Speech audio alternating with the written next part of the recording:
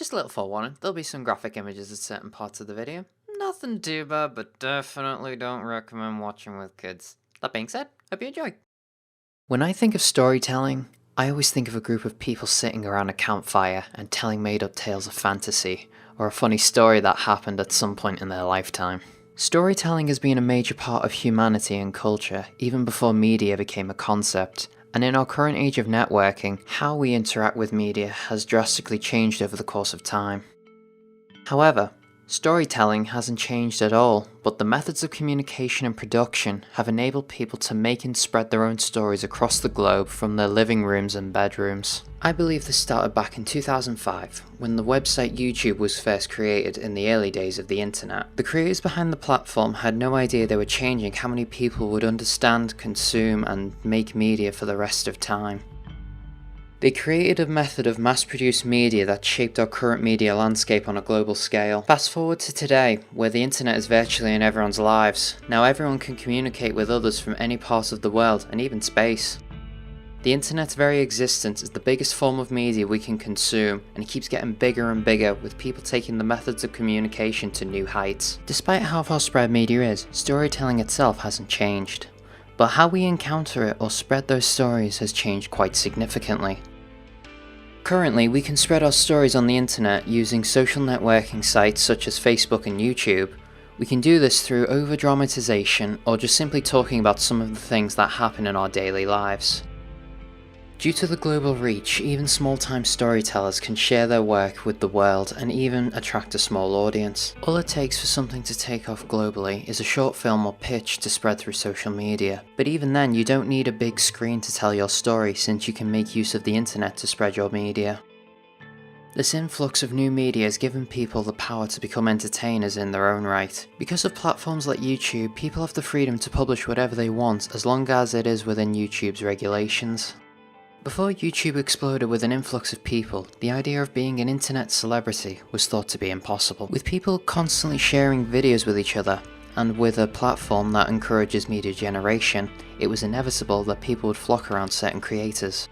Fast forward to today, where everyone can publish the content they want and gain an audience in that area of entertainment. This can range from creators making pick-your-own adventures, to internet story coverage, to content that tells stories from other forms of media. In fact, I have found 3 creators that all have different types of storytelling, but all use the same platform.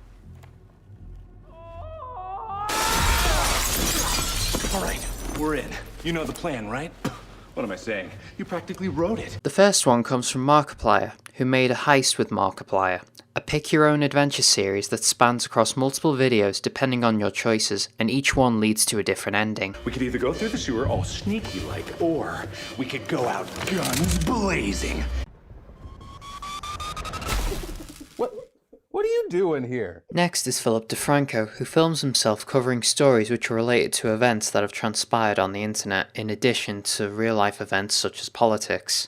The show makes for an alternative news coverage for people who only surf the internet and don't pay attention to news on the TV or the newspaper. And ultimately, with this story, and honestly anything else that stood out to you today, I'd love to know your thoughts in those comments down below, because this is the end of today's show. In the years that followed the collapse, there was no peace.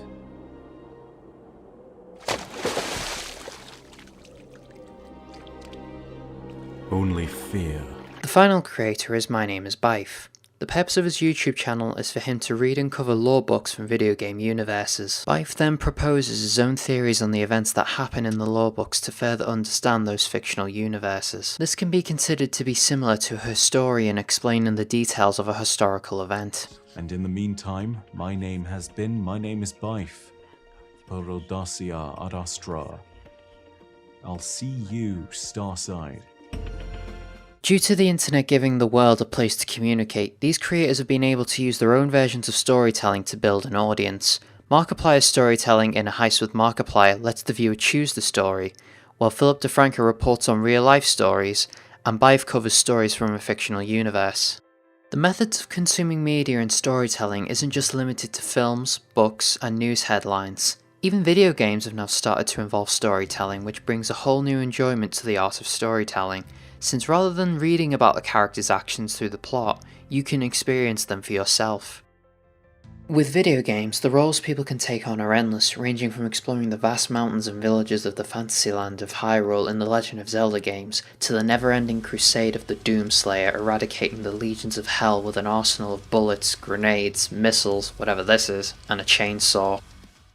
This take on storytelling can make the audience feel connected to a character or a plot even more, since they are the one playing as those characters and see the story through that character's eyes, rather than feel like someone watching the action unfold, similar to watching a movie. This type of storytelling can be driven to new heights in video games, when in some games you can change the narrative depending on your choices.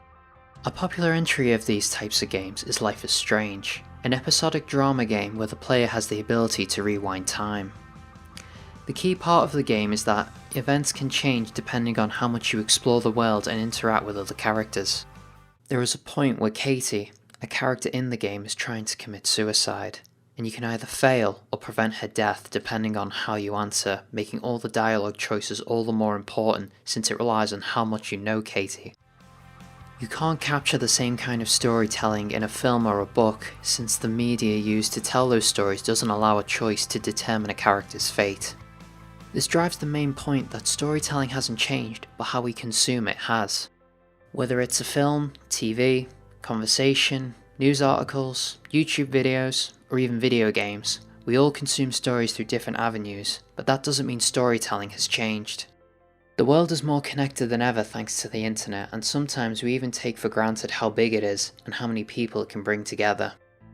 We can still have that group campfire moment, but we can do it in many different forms through social media and the internet. We can share stories that we've witnessed on YouTube or from a video game or a book. Stories are meant to be shared, and sharing is what media does best.